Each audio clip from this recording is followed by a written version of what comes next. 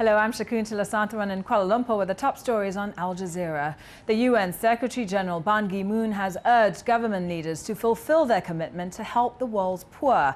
He was addressing the opening of the Millennium Development Goals Summit in New York. More than 140 world leaders are attending. They face a 2015 deadline to meet the goals set 10 years ago. The top aim is to eradicate extreme poverty and hunger. Our correspondent Nick Spicer has more from the UN.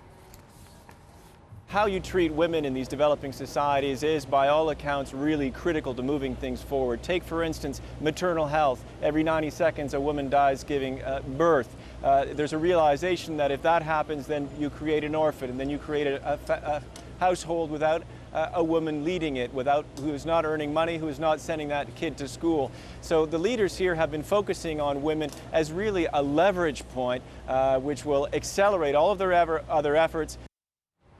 In Pakistan, at least 17 people have been killed in a new outbreak of violence in the city of Karachi. In one incident, security forces clashed with protesters attending the funeral of a Shia leader killed on Sunday. Tires and vehicles were also set on fire. The city has been gripped by rising ethnic and sectarian tensions in recent months. More than 100 people have been killed since June. North Korea's ruling party will hold its biggest meeting in decades next week to pick a new leader. According to reports on state media, current leader Kim Jong-il's youngest son, Kim Jong-un, may be officially chosen as his heir at the Workers' Party conference on September the 28th. He's widely tipped to eventually succeed his father. The worst recession in the U.S. since the Great Depression of the 1930s is over.